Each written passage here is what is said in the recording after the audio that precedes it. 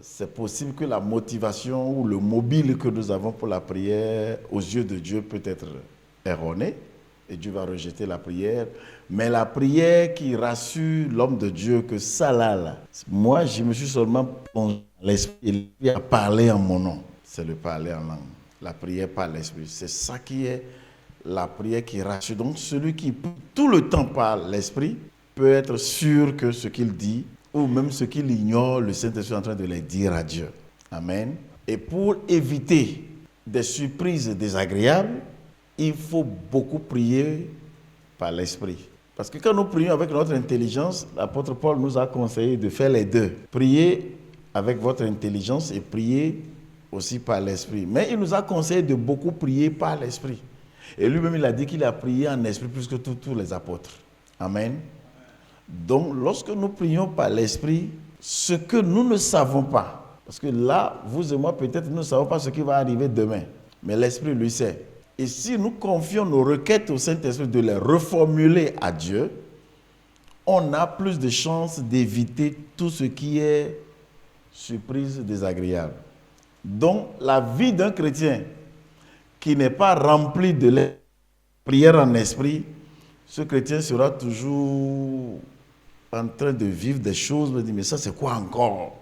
Qu'est-ce que ça là veut dire encore qui m'est arrivé? Tu pouvais régler ça par la prière en esprit. Amen. Donc non seulement nous allons nous édifier, mais on peut aussi éviter beaucoup d'erreurs, beaucoup de dégâts lorsque nous prions.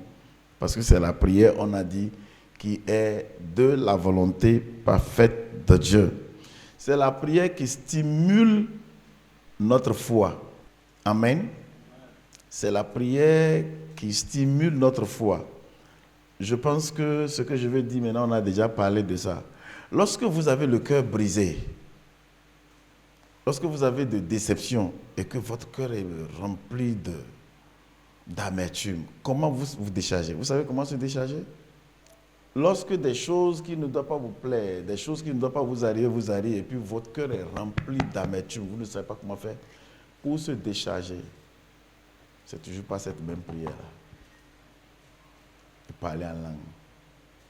C'est ce qui fera la force du pasteur. Quel que soit ce qui va lui arriver, il sera toujours au point pour être utile à chaque réunion. Parce qu'il sait comment se vider. Quand vous entendez un serviteur de Dieu dire « Ah, vraiment la situation qui est arrivée me dépasse, ça me met tellement mal à l'aise, je ne sais même pas comment je vais faire ça. » Ça veut dire qu'il n'est pas bien éduqué. Il ne sait pas comment se vider. Les choses peuvent arriver n'importe comment et à n'importe quel moment. Mais nous devons savoir comment les vider pour nous libérer. Amen. Et comme nous l'avions dit hier, c'est parce que Dieu veut que nous prions qu'il a dit « N'attendez pas que je vous châtie d'abord. N'attendez pas qu'une détresse arrive d'abord. » Parce que si une détresse arrive déjà, ça veut dire que le chaos est déjà arrivé. Ce n'est pas très sûr que nous enfantions vraiment l'enfant. Qu'est-ce qu'on va enfanter? La Bible a dit le vent. Que cela ne soit pas ainsi pour nous. C'est pour cela que ceux qui se préparent à l'avance prennent toujours de l'avance aussi. Et ils défient l'ennemi dans toutes ces tentations. Amen. Que le nom du Seigneur soit loué. Nous allons continuer et finir aujourd'hui avec l'augmentation de la capacité avec la puissance. L'augmentation de la capacité par la puissance. Amen. Chacun en principe doit se connaître. Je dois savoir ce que j'aime et ce que je n'aime pas. Et aussi savoir en quoi je suis fort et en quoi je suis faible.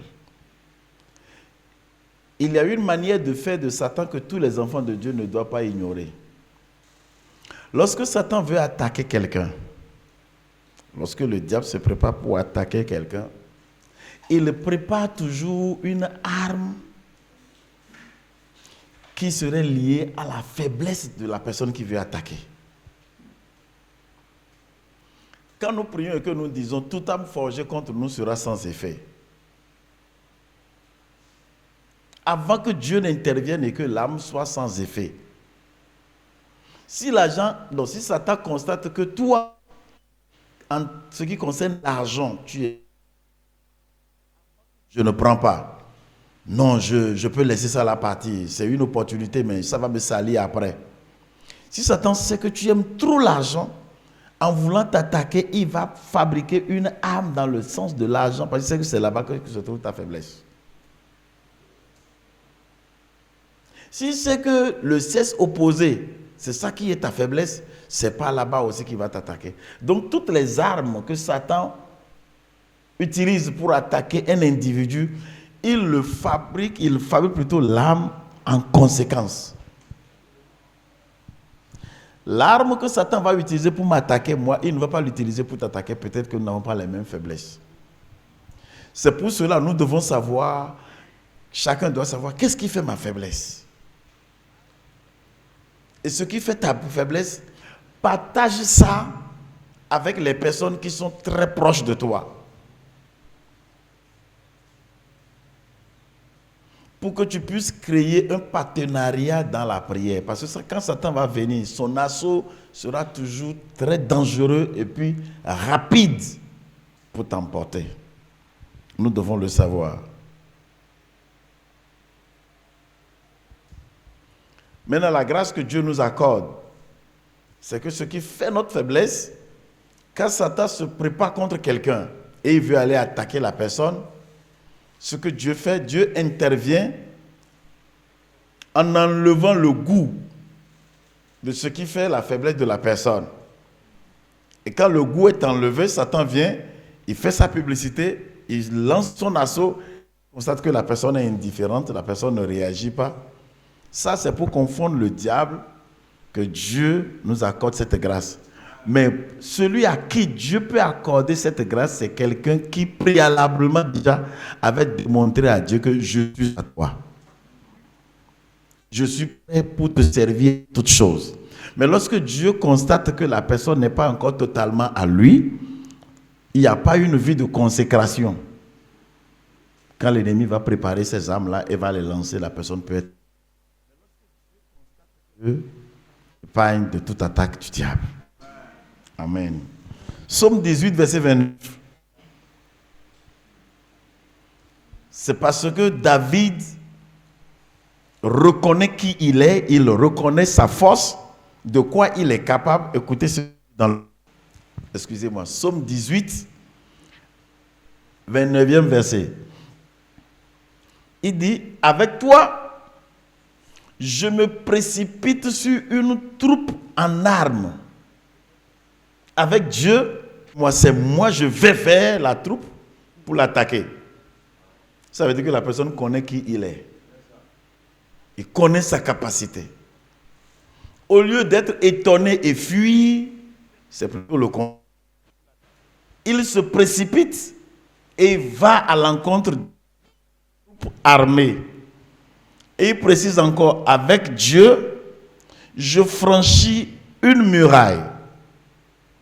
Non seulement il peut se précipiter sur une troupe, mais il ne peut pas avoir aussi de muraille devant lui qui va l'empêcher d'évoluer. Il dit qu'il les traverse, qu'il les franchit. Mais regardez bien dans le texte, il n'arrive pas à le faire seul. Pour se précipiter sur une troupe en armes, il dit c'est avec Dieu. Avec Dieu, avec toi, parce que si vous prenez les versets précédents, vous allez voir que c'est Dieu.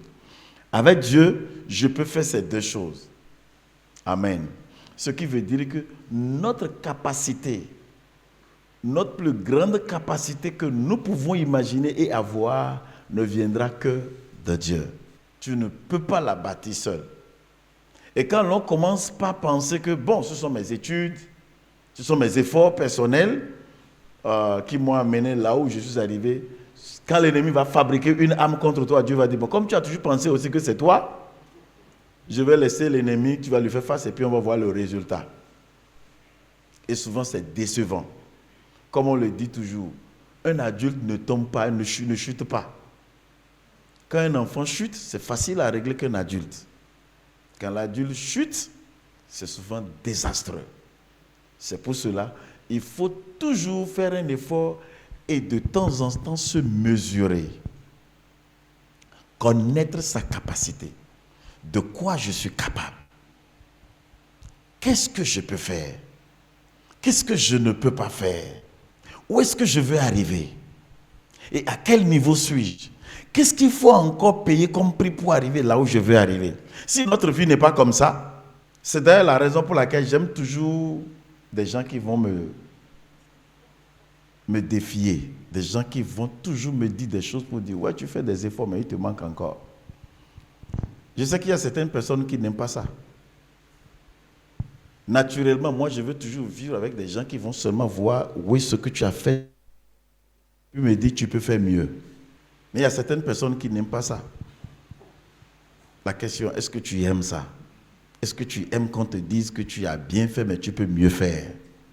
Ceux qui aiment ça, c'est des gens qui vont évoluer dans la vie. Et ça, je conseille tout le monde d'aimer ça. De ne pas trop, surtout quand on devient pasteur. Là. Écoutez-moi bien, surtout quand on devient pasteur, parmi les membres du comité ou du conseil de l'église, il y aura toujours quelqu'un qui va toujours vous être casse-tête pour vous. Pasteur, tu n'as pas bien fait ça là. Pasteur, ça là, c'est pas bien fait. Ça là, c'est pas bien fait. Et si tu ne sais pas faire, tu vas penser que c'est ton ennemi. Et commencer par voir cette personne d'un œil mauvais pour dire « Toi, diacre là, toi, ancien là, tu es contre mon ministère. Chaque fois, tu me reproches, tu fais des reproches. Chaque fois, c'est des reproches. » C'est celui que Dieu veut utiliser pour t'améliorer ça. Amen. Donc, il faut qu'on soit bien informé et qu'on ne voit pas mal ces personnes-là. Il y aura toujours des gens qui vont voir au-delà du pasteur, plus loin que le pasteur. Et ces personnes vont toujours voir que ce que le pasteur a fait, l'effort que le pasteur a fourni n'est pas mauvais, mais c'est toujours peu. Et qui vont toujours lui souligner parce que ça là, on peut l'améliorer. Ça là, on peut faire mieux. Amen. Que Dieu nous bénisse. Votre vraie capacité sera connue le jour de l'adversité. C'est le jour de l'adversité que vous allez vous rendre compte de votre capacité. Parce que ce qui se passera le jour de l'adversité, c'est ça qui va véritablement démontrer la mesure de votre force. Vous pouvez diminuer un peu la basse dans ce micro-là pour moi. Le micro, il y a trop de basse là-dedans. Il dit pas toi, j'attaque une troupe armée. Moi seul, lui seul, pour aller avec précipitation même vers l'ennemi qui est déjà préparé et qui est en position. Donc ce qui veut dire que le jour de l'adversité viendra pour chacun de nous. Et ça peut venir de diverses manières. Ça peut être peut-être une chute dans les affaires, ça peut être la chute de la santé, une dégradation de la santé. C'est ce jour-là qu'on saura vraiment de quoi tu es capable. Et n'oubliez pas, c'est aussi le moyen que Dieu utilise pour nous rendre plus forts. C'est la raison d'ailleurs pour laquelle Dieu va toujours permettre que nous ayons vraiment d'adversaires. Les adversaires, Dieu ne va pas les laisser venir parce qu'il veut nous détruire. Il va permettre que l'adversaire arrive parce qu'il veut augmenter notre capacité. Et maintenant, ce qu'il attend de nous, c'est peut-être ce que David est en train de faire ici. Il dit, c'est moi, je me précipite. En principe, qu'est-ce qui devait se passer? Quand plusieurs personnes se sont levées contre toi seul, c'est de chercher quelque part pour éviter ça, non?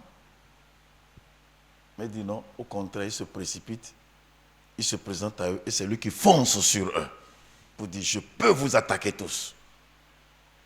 Et commence. Et de plus, quand on érige une muraille devant lui, il ne s'arrête pas pour dire qu'il est bloqué. Il l'a franchi. Rien ne l'arrête. L'ennemi est sur la position pour la guerre, c'est lui qui donne le signal pour dire on n'a qu'à commencer. Je viens, on n'a qu'à démarrer en même temps. L'ennemi met une barrière et dit ça là, ça ne m'empêche pas, je vais venir.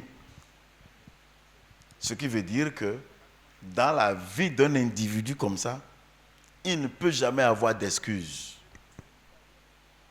Partout et en tout, il sera en train d'avancer.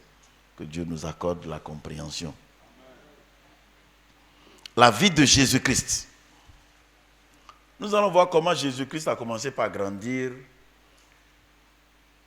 et comment est-ce qu'il s'augmentait en capacité. Voyons d'abord Jean-Baptiste qui l'a précédé. Parce que dans Luc chapitre 1, verset 80, Luc chapitre 1, verset 80, avant qu'on aille sur Jésus. Luc 1, 80. Or, l'enfant croissait et se fortifiait où? On nous a dit qu'on ne peut que se fortifier, se bâtir, s'édifier à partir d'où? De l'esprit. Il se fortifiait en esprit. Et il demeura dans les déserts jusqu'au jour où il se présenta devant Israël. Il demeura dans le désert avant de se présenter devant Israël. Vous avez vu? Il se fortifiait en esprit. Pendant le temps de fortification, il ne s'est pas présenté devant Israël. Il allait peut-être se rabaisser, mais c'est quand il s'est rendu compte qu'il a maintenant une certaine capacité qu'il est venu devant Israël. Alléluia. Et ce monsieur-là, dans le désert, la Bible dit, tous les païens, toutes les couches sociales allaient vers lui. Il avait quelque chose. Ce n'est pas lui qui allait vers les gens. Les gens couraient pour aller vers Jean-Baptiste dans le désert. Il avait quelque chose qui attirait les gens. Écoutez bien, il y a une onction qui peut attirer les gens vers vous. Et si vous n'avez pas cette onction, vous allez faire le ministère et vous allez rester seul. Et vous et moi, nous devons savoir que cette onction, pour l'avoir, il va falloir qu'on prenne le premier pas qui est la prière dans la volonté parfaite de Dieu. C'est quelle prière? Prière en esprit. Amen. Ne néglige pas ça. Il faut être très fort là-dedans. Paul a dit, j'ai parlé en langue plus que tous. C'est pour cela que je vous encourage. Je pense qu'on a déjà dépassé le niveau de... À quel moment faut-il parler en langue, hein? On a déjà dépassé. C'est le seul don qu'on peut exercer à volonté. Il dit, je parlerai en langue. Et je prierai en langue, je prierai aussi avec mon intelligence. Si c'est le Saint-Esprit qui devait venir d'abord, il n'allait pas dire, je le ferai. Donc c'est le don qu'on peut facilement utiliser quand on veut. Et puis moi je trouve ça très facile même, mais très très puissant.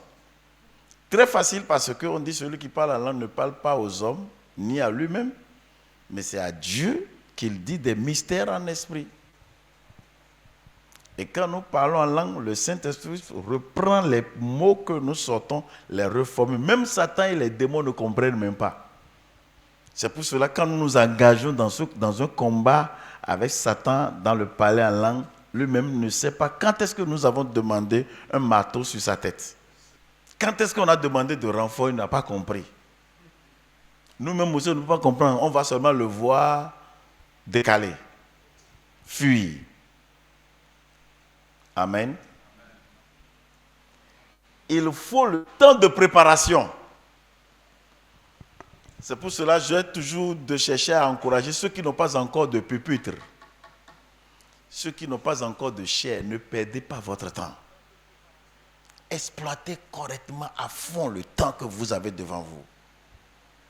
Donnez-vous beaucoup plus à la prière et chronométrez même le temps. Ayez beaucoup de temps pour la prière, beaucoup de temps pour la prière et beaucoup de temps pour la parole. Amen. Ça ressemble un peu à quelque chose que vous avez demandé hier. Le pasteur qui prie beaucoup avant de commencer sa préparation. Suivez, hein? Le pasteur qui prie beaucoup avant de commencer sa préparation de message biblique. Et il finit sa préparation. Peut-être que la préparation ne lui a pas pris beaucoup de temps. Je vais vous présenter deux pasteurs. Un autre pasteur qui met beaucoup. Le pasteur qui met beaucoup de temps à préparer son message et peu de temps à prier. il sera théologien. Il ne sera pas spirituel. Il va parler, les gens vont écouter, les gens vont dire c'est bon, c'est logique. Mais ça n'a pas touché l'esprit des gens. Et lorsque ça n'a pas touché l'esprit des gens, le message est oublié là où il a fini de prêcher. On ne peut jamais se rappeler 10 ans après pour dire tu as dit quelque chose, je n'ai jamais oublié. Ce qu'on dit, je n'ai jamais oublié là, ça vient de l'esprit. Ça a été bien préparé là-bas. C'est pour cela que nous encourageons. Le temps de désert, c'est pour ceux qui n'ont pas encore. Et puis ne cherchez même pas qu'on vous programme maintenant. Ah, pasteur évangéliste, pourquoi tu ne me programmes pas? Je suis là, je suis rempli comme ça. Vide-moi un peu. Si tu savais. Si tu savais. Affiche-nous Ésaïe 60. Je vais rapidement vous montrer quelque chose là-bas. Ésaïe chapitre 60. Affiche-nous le verset 3. À cause de ce verset, écoutez-moi bien. Si moi, Zéouzé Antoine, aujourd'hui, on peut me donner un congé de 3 ans. C'est-à-dire que pendant 3 ans, pasteur Zéouzé, tu ne prêcheras plus. Tu n'auras plus la responsabilité, même une petite responsabilité dans une église. Je vais dire gloire à Dieu. Je vais dire gloire à Dieu parce que je vais rentrer dans le désert comme Jean-Baptiste l'a fait.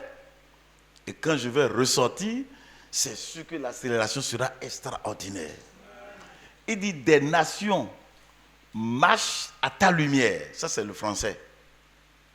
Ce n'est pas ce que ça a dit en anglais. En anglais, il dit les païens vont venir vers ta lumière. Même si prenons ça, les nations vont marcher à ta lumière, ça veut dire que s'il n'y a pas de lumière, tu ne peux pas commander les nations. Nous sommes d'accord? Ce n'est pas fini. Et des rois. J'ai dit, en anglais, les nations là-bas, c'est païen. Maintenant, il dit, et des rois à la clarté de tes rayons. Donc, ça veut dire que ta lumière ne peut pas influencer encore les rois. Il faut que les rayons de ta lumière soient plus forts pour que les rois soient attirés. Qu'est-ce que ça veut dire? Vous pouvez être pasteur des gens qui sont à un niveau très bas de la vie. Comme on m'a dit, une église de 1000 membres, à peine il y a 2 voitures garées au dehors. Vous voyez ça? C'est des gens qui n'ont aucune influence dans la vie. Mais quelqu'un peut avoir une église de 50 membres ou 100 membres et les 100 membres peuvent se lever dans une semaine et construire le temple que le pasteur, l'évangéliste est en train de rêver maintenant. Là. Dans un mois, il faut construire la maison. C'est ça que nous appelons les one man thousand. Il est une seule personne, mais il est 1000. Il peut faire le travail de 1000 personnes, lui seul. Amen. Les païens vont venir vers ton ministère et les rois, eux, ne vont pas venir n'importe comment. Ils vont te mesurer avant de venir. C'est pour cela que je dis, toi qui n'as pas encore de pupitre, avant qu'on ne te donne de pupitre, vous avez compris ce que je dis, pas pupitre, non? Avant que tu n'aies la responsabilité d'un pupitre, c'est le moment pour toi maintenant de comprendre que même Jean-Baptiste, il est allé dans le désert et il s'est préparé correctement avant de venir devant Israël. Comme on l'a dit, qu'est-ce que tu cherches? Qu'est-ce que tu as dans ta tête?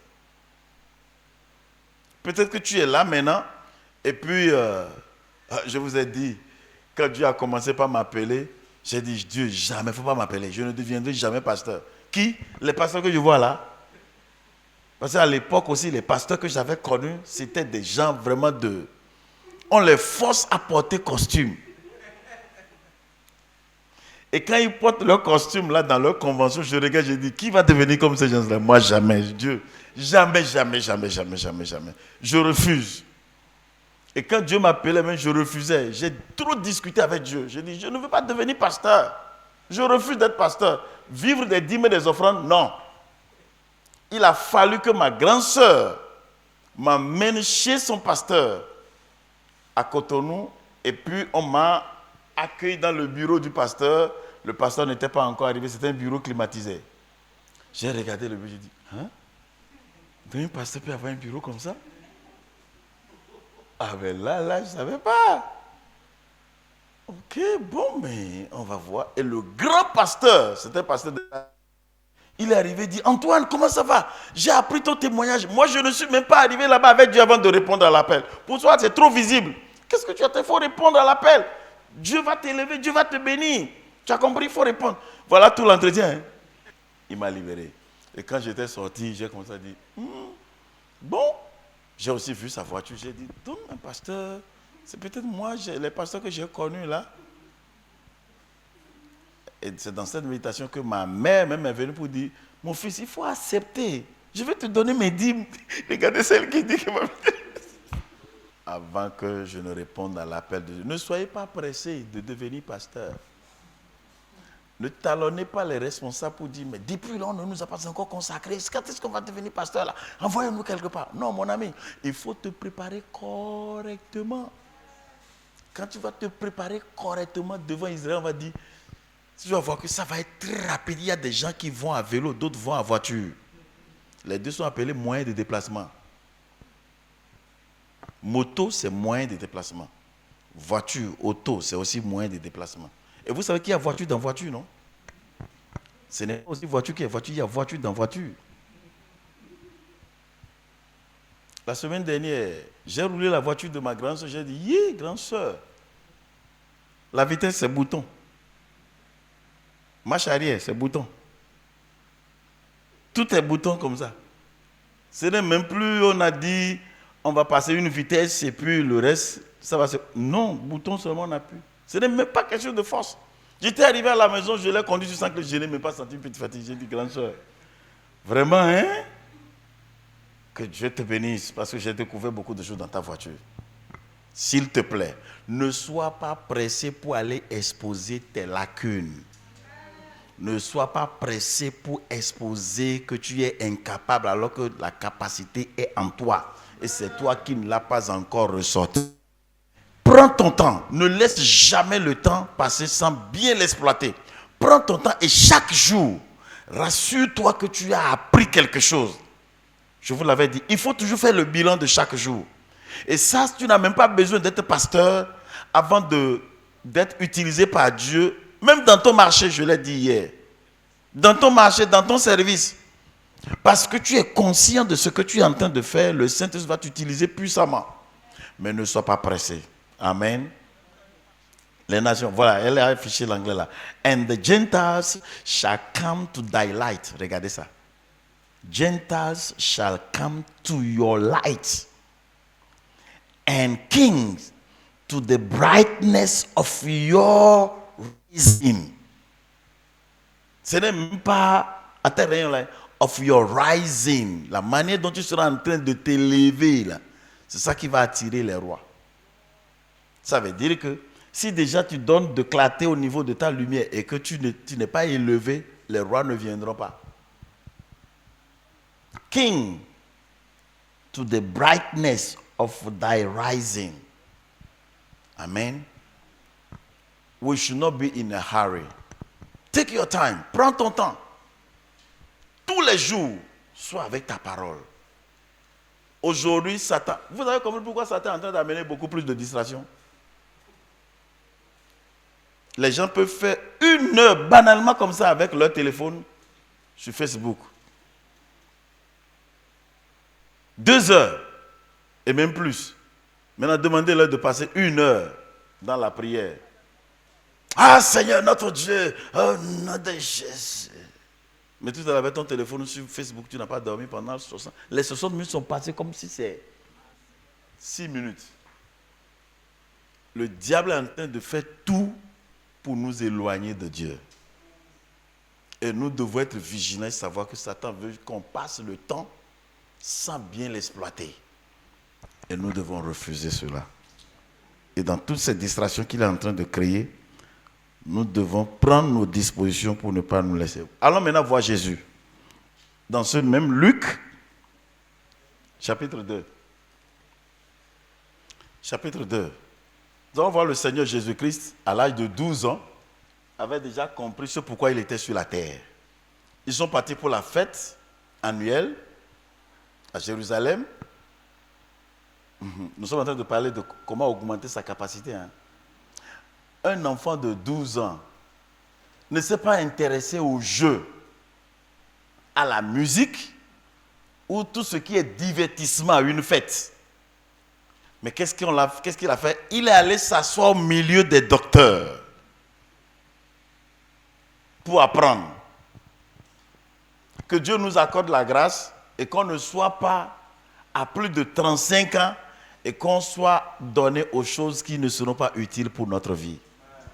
À l'âge de 12 ans, là où papa et maman sont en train même de se réjouir dans le divertissement, il n'est pas resté là-bas. Il est allé s'asseoir au milieu des docteurs. Les parents sont rentrés parce que la fête est finie. Quand une manifestation termine, les organisateurs sont toujours encore là. Lui, il était encore au milieu d'eux en train de leur poser des questions. Les parents ont marché jusqu'à arriver à la maison avant de se rendre compte que le petit Jésus n'était pas avec eux. Il est où? Mais il ne nous a pas suivis. Et ils sont repartis. En le cherchant partout, ils le trouvent dans le temple avec les docteurs. Et regardez sa réaction. C'est surtout sa réaction que je veux d'abord souligner avant qu'on aille sur le reste. Les parents de Jésus allaient chaque année à Jérusalem à la fête de Pâques. Vas-y. Puis quand les jours furent écoulés et qu'ils s'en retournaient, l'enfant Jésus resta à Jérusalem. Son père et sa mère ne s'en aperçurent pas. Croyant qu'il était avec leurs compagnons, on va parler de ça quand on parlera de comment être s'équiper pour le ministère. Ouais, les parents ont déjà déterminé ceux qui seront les amis de Jésus. Mais Jésus même, comme la Bible a dit, que le chrétien sélectionne ses amis, savait qu'il y a des amitiés qui ne vont pas l'aider à pouvoir accomplir sa destinée. Il les a évités.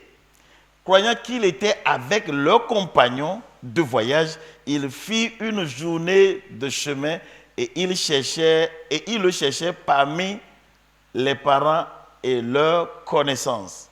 Suivant. Mais ne l'ayant pas trouvé, ils retournèrent à Jérusalem pour le chercher. Au bout de 3 jours, ils le trouvaient dans le temple assis au milieu des docteurs. Et il faisait quoi? Il faisait 2 choses. Il faisait quoi? Et deuxièmement, chaque serviteur de Dieu doit pouvoir développer sa capacité d'écoute.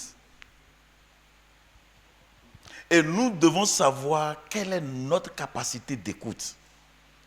Ce n'est pas bon pour le serviteur de Dieu chez qui on vient, on veut lui étaler un problème. Et parce qu'il n'a pas une grande capacité, il écoute et puis il arrache la parole. On lui donne encore la parole. Il l'arrache encore. Ou il n'a pas la capacité d'écouter. Voilà la première chose, voilà la deuxième chose, voilà la troisième chose que la personne qui est devant moi est en train de me poser comme problème. Jésus les écoutait attentivement et il ne s'est pas arrêté là. Il leur posait des questions. Il les interrogeait. Et dans ces interrogations, la Bible dit quoi? Verset suivant. Verset 47. Tous ceux qui l'entendaient étaient frappés de quoi? De son intelligence et de ses réponses. Écoutez bien. L'intelligence de Jésus ici ne lui est pas parvenue à l'université. C'est ça la différence entre quelqu'un qui dit « J'ai le doctorat en théologie, je suis un docteur en théologie, mais tu prêches, ta prédication ne touche pas l'esprit des gens. » Ce n'est pas pour décourager, il faut apprendre. Pour être bien initié. Mais je dis, si on se confie seulement à la théologie, on sera un grand théologien et on ne pourra jamais faire comme Paul a dit. Je ne suis pas venu vous annoncer d'éloquence ou un grand niveau de langue. Je suis venu vous faire la démonstration de la puissance de Dieu. Souvenez-vous que, comme Jean-Baptiste, il a d'abord commencé par grandir en esprit, avant que les autres choses ne s'ajoutent. Son intelligence venait de sa communion avec Dieu le Père. Quand on parle de l'intelligence, on parle de la compréhension, Les gens étaient frappés de son intelligence et des réponses qu'il donnait quand une question est posée. Ça, c'est un enfant de 12 ans. Amen. C'est un défi pour toi et pour moi. Nous ne devons jamais nous mettre devant les gens et puis parler pendant 30 minutes. Les gens vont se dire, mais ça fait à peine une trentaine de minutes. Moi, je n'ai rien compris de ce qu'il est en train de dire. Ou bien, c'est bien structuré, c'est avec des bonnes idées, mais je ne reçois pas la chose dans mon esprit. Ça ne rentre pas dans mon esprit. Et quand c'est comme ça, l'église, on ne pourra jamais vivre la transformation dans l'église. Vous savez qu'il y a des églises où le message est bien prêché, mais les gens sont en train de mener de vie de dépravation dans l'église. Il n'y a pas de changement, il n'y a pas de transformation. Ça veut dire que la parole transformatrice, ce n'est pas elle qui arrive. Amen. Verset 48. Maintenant, Jésus lui-même va réagir par rapport à ses parents qui s'inquiétaient de sa vie. Quand ses parents le virent, il fut saisi d'étonnement. Ils étaient étonnés de le voir au milieu des docteurs. Et sa mère lui dit, « Mon enfant, pourquoi as-tu agi de la sorte avec nous? Voici ton père et moi, nous te cherchions avec angoisse. » Chercher avec angoisse. Est-ce qu'on va le trouver? Est-ce qu'on ne va pas le trouver? Mais qu'est-ce qui lui est arrivé? Où est-ce qu'il est? C'est quoi la chose? Regardez Jésus-Christ lui met la réponse qui va servir à sa mère et à son père. Verset suivant 49. Il leur dit, pourquoi me cherchez-vous? Pourquoi vous me cherchez? Ne savez-vous pas que je dois m'occuper? Ne savez-vous pas qu'il faut que je m'occupe des affaires de mon père? Papa et maman qui ont engendré l'enfant ne connaissent pas les affaires du père. Et c'est le petit garçon de 12 ans. Et c'est parce que maman a dit, c'est avec angoisse qu'on est en train de chercher. Il dit, mais vous me cherchez. Vous m'avez cherché où? Certainement, ils sont allés là où on a fait le jeu de danse, jeu de je ne sais quoi. Et ils ne l'ont pas trouvé. On dit, la fête est terminée, tout le monde est rentré. Mais il est où? Il ne reste que les docteurs dans le temple qui sont en train d'étudier la parole. Et ils l'ont trouvé là-bas. Quand ils l'ont trouvé là-bas, moi je me disais que les parents devaient se dire, notre fils, il est parmi ceux-ci. On l'a accepté ici. Waouh! Comment il est arrivé? Il dit, mais toi, tu nous as donné vraiment de la peine. C'est avec angoisse qu'on te cherchait. Il dit, mais vous là, vous me cherchez pourquoi? Parce que Jésus était étonné que eux, à leur âge, ils n'ont pas compris ce qu'il était venu faire sur la terre. Malgré ma conception miraculeuse, tout ce qui s'est passé, j'ai déjà passé 12 ans. C'est un défi pour toi et pour moi. Il y a des gens parmi nous qui ont 4 fois 12 ans, mais qui ne savent pas encore ce que Dieu a destiné pour leur vie. Tu dois avoir honte de toi et t'en vouloir et aller pleurer dans ta chambre. Certaines personnes, malgré le fait qu'ils ne savent pas encore ce que Dieu veut faire avec leur vie, c'est faire les affaires ou bien se marier, c'est ça qui est leur préoccupation. Jésus va te dire, tu es en train d'aller vers ceux qui s'amusent, le divertissement. Tu ferais mieux de choisir là où on doit faire ce qui est de sa destinée. Il faut que tu te donnes beaucoup plus à ce qui est lié à Dieu, parce que c'est là-bas que ton esprit aura de véritables satisfactions. Sans là-bas, tu peux réaliser des choses, mais au fond de toi, tu ne seras pas satisfait. Et nous en avons vu beaucoup. Beaucoup de gens qu'on peut appeler des gens qui sont riches, bien qui ont réussi dans la vie, mais qui au fond d'eux disent, je ne suis pas satisfait au fond de moi. Quand je dors, je me réveille, quand je sors, je reviens. Il y a un vide. Lorsque tu fais exactement ce que Dieu te demande de faire, chaque fois que tu finis, tu seras toujours content. Amen. Et Dieu donne toujours l'occasion pour orienter chaque personne vers sa destinée. Regardez quelqu'un comme moi. Ce que je suis venu faire sur la terre, c'est ça que je détestais. Et je ne voulais même pas entendre parler de ça. Je détestais les pasteurs parce que je les prenais comme des paresseux. Des gens qui ne veulent pas aller travailler sont assis sur le podium là-bas, là. Et ils attendent que les gens viennent. Je vous dis, je suis même allé faire offrande, je regardais les pasteurs, je dis, regarde, c'est ça là que toi tu as d'abord. C'est ça que j'ai déposé pour toi là, il faut prendre ça. Donc Satan parfois nous pousse à aller contre ce qu'on est supposé faire sur la terre. Et on n'a aucune idée sur ça. Alléluia. Que Dieu nous accorde la grâce. Et pour y arriver, dans 1 Corinthiens chapitre 6, verset 17, rassurez-vous seulement que vous vous concentrez beaucoup plus en esprit que dans la chair. Regardez ce que 1 Corinthiens 6, verset 17 dit. 1 Corinthiens 6, 17. Il dit, celui qui s'attache au Seigneur est avec lui un seul esprit. Celui qui s'attache au Seigneur, celui qui évalue sa journée et qui se rend compte que, ah oui, je n'ai pas été trop séculier, je n'ai pas été trop charnel, j'ai été spirituel, s'est attaché au Seigneur et avec lui un seul esprit. Et si tu es d'un seul esprit avec le Seigneur, ce sera très facile que ton esprit puisse capter. Comme on l'a déjà dit. Écoutez encore, je vais répéter ce que j'ai dit hier. J'ai déjà dit ça hier. Ceux qui prient beaucoup en langue peuvent écouter les chuchotements du Seigneur. Et c'est grave pour un pasteur qui soit en train de diriger une église et incapable d'écouter ou de recevoir l'orientation du Seigneur. Passe comme ci, fais comme ça, dis ça, réponds comme ça, et tu es incapable d'écouter. Tu vas t'exposer. Non seulement devant les fidèles comme quelqu'un qui est faible, mais aussi tu seras une proie facile à l'ennemi. Mais si on s'attache au Seigneur, on sera d'un même esprit avec lui. Et là, dans ce contexte, on est en train de nous parler de ceux qui s'attachent à un homme ou à une femme de façon illégale. Ce texte-là nous parle du mariage légal et illégal. Celui qui s'attache au Seigneur sera d'un même esprit avec lui.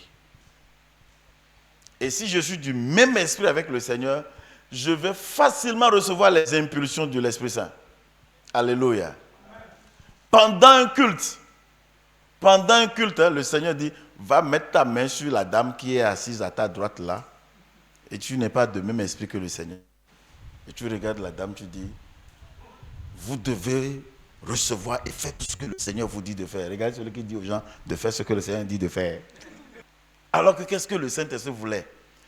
Approche-toi pendant que tu es en train de parler, tu dis, ma soeur, que le Seigneur te bénisse. Et puis il va dire, pasteur, quand tu as posé ta main sur moi, il y avait une douleur dans mon cœur. La douleur est descendue comme ça. Elle va dire, le culte d'aujourd'hui a été un culte merveilleux pour moi. Le pasteur ne peut ne pas savoir ce qui s'est passé. Il a juste entendu. Ceux qui parlent beaucoup plus en langue peuvent avoir de vision. Donc l'aveuglement spirituel peut venir à partir du fait que tu ne communiques pas trop avec Dieu par son esprit.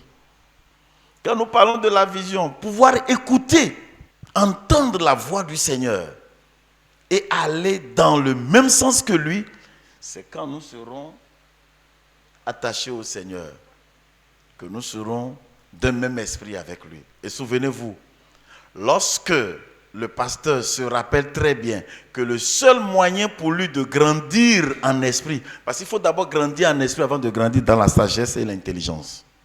La base même, c'est d'abord l'esprit. L'esprit doit être bien posé comme fondement. Et puis le reste va venir là-dessus. Amen. Alors, on va rapidement finir avec quelques conseils. Quelques conseils dans le même sens. Premier conseil, Romains chapitre 12, verset 11. Romains 12, 11. Ayez du zèle et non de la paresse. Soyez fervents en quoi? Fervent d'esprit. Regardez bien. Les gens ont du zèle. Les gens ne sont pas paresseux. Mais ils ne sont pas persévérants en esprit. J'ai connu des gens comme ça. Tout ce qui est physique, ça ne les fatigue pas. Mais lorsque tu dis, nous allons passer toute la nuit à partir de 22h jusqu'à 6h du matin, en train seulement de parler en langue. Oh, à 3 heures, ils sont totalement vidés. Et comme je vous l'ai dit hier, il faut s'entraîner petit à petit jusqu'à arriver. Donc le premier conseil, tu dois apprendre à être persévérant. C'est ça, cette fervence-là. Être fervent d'esprit. Il faut tenir en esprit. Et ça, tu n'as pas besoin de quelqu'un, tu n'as pas besoin de coach. Toi seul, dans ta vie, tu peux le faire jusqu'à arriver. Fervent d'esprit. Ça, c'est le premier conseil. Deuxième conseil, 2 Timothée 1, verset 6 à 7. 2 Timothée 1, verset 6 à 7. 2 Timothée chapitre 1, verset 6 à 7. Paul dit à Timothée, c'est pour cela que je t'exhorte à ranimer le don. Ne laisse pas le don que tu as reçu dormant en toi. Ranime ça. Il faut toujours remuer le don que tu as reçu. Il faut toujours l'animer. Le don de Dieu que tu as reçu par l'imposition de main. Amen. Par l'imposition de main, on t'a communiqué un don que tu dois ranimer. Et il faut toujours aller avec des gens qui peuvent t'amener à te réveiller. C'est pour cela, en tant que pasteur, il ne faut jamais passer 15, 20 minutes, demi-heure avec quelqu'un sans t'évaluer. Sinon, ils vont te faire perdre ton temps pour rien. Il faut toujours évaluer les gens. Si je sais que quand je te reçois, toi, ça me sèche en esprit, je saurai quand te recevoir. Je ne veux pas te recevoir pendant que je suis un peu faible en esprit. Le jour où je n'ai pas beaucoup prié en esprit, je ne veux pas te recevoir, toi. Parce que je sais que quand je te reçois, tu ne fais que m'affaiblir. Vous savez qu'il y a des gens comme ça, non?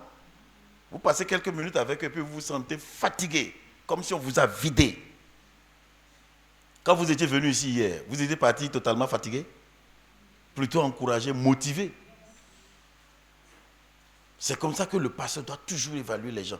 Même en lisant un auteur, ou en regardant même une vidéo, ou en écoutant un message, il faut discerner les gens que tu vas laisser venir dans ta vie régulièrement. Ceux qui vont t'affaiblir, il faut commencer par les éviter. Et savoir que si je ne me prépare pas correctement, je ne veux pas m'entretenir avec telle personne. C'est très important. Parce que Satan peut utiliser cette personne à vous vider, jusqu'à vous terrasser. Sinon, imaginez, on a dit qu'on a touché seulement le bout de vêtement de quelqu'un. Jésus a dit, hey, j'étais à 100%, je suis venu à 25%. Mon nom est descendu. Pour qu'on parle de contact, causerie. On a touché seulement habillé. Et puis maintenant, les yeux dans les yeux, on est en train de parler. Ça sort. Même au temps de coronavirus, on a dit, il ne faut pas laisser la personne te parler comme ça. Il faut protéger ton nez et ta bouche. Parce que les choses seront en train de sortir. Va te vider. Et malheureusement, souvent ces gens de personnes-là aussi veulent rencontrer les pasteurs avant le culte. Parce que j'ai quelque chose de sérieux, de très important à te dire avant qu'on ne commence le culte. Il faut savoir qui tu peux recevoir avant le culte. Sinon, tu viendras exposer tes faiblesses devant les gens. Ce qui ne va pas être bien pour ton ministère. Amen. Le deuxième conseil ici, c'est qu'il faut ranimer. Il faut aller avec les gens qui vont mettre le feu en toi. Des gens qui vont te scier up, qui vont te remuer, qui vont te réveiller, qui vont te secouer. Troisième conseil. Éphésiens 6, verset 11. Éphésiens 6, verset 11.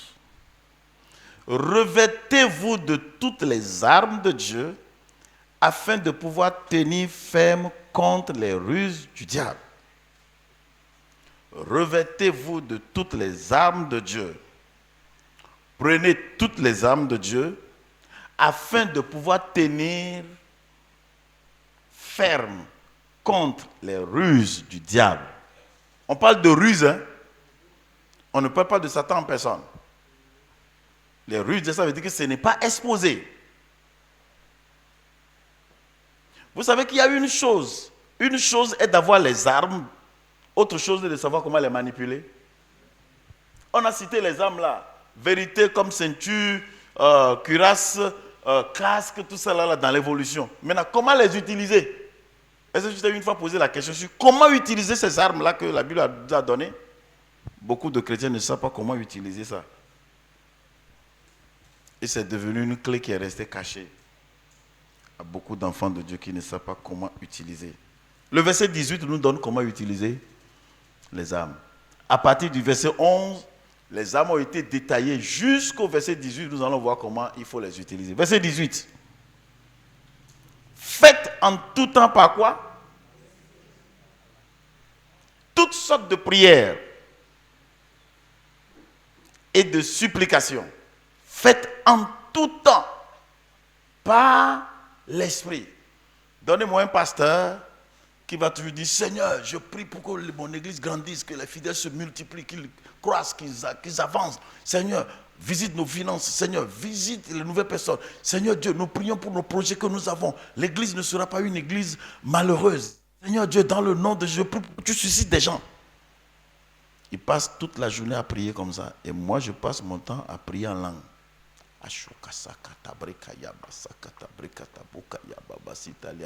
L'autre est en train d'utiliser mal l'arme qui lui a été donnée.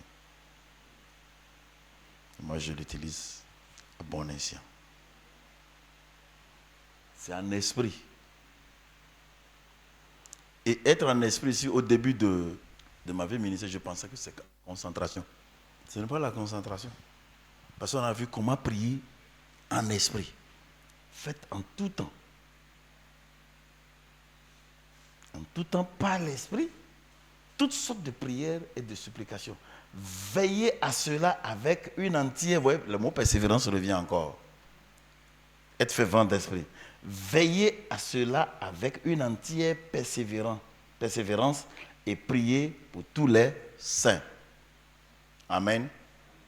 Les armes que nous devons utiliser, ces armes-là, la vraie manipulation qu'il faut pour ces armes, c'est la prière en langue. Malheur à ceux qui ne savent pas prier en langue. Et malheur encore à ceux qui savent prier mais qui ne savent pas le faire pendant longtemps. Et qui n'ont pas pris l'habitude de pouvoir le faire pendant longtemps. Amen.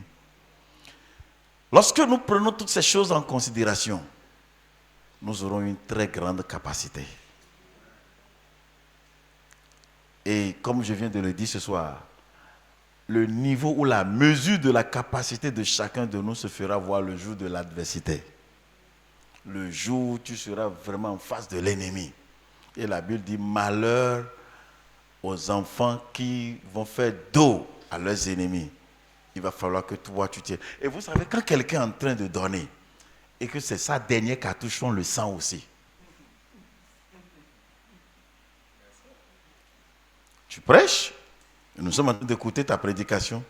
Si c'est ta dernière prédication, ça dit il n'y a plus autre chose en toi que ça. On va sentir ça. Ça veut dire que si jamais on disait qu'on va prolonger le programme, tu es cuit. Alléluia. Que Dieu nous accorde la grâce de savoir prendre de l'avance sur le temps.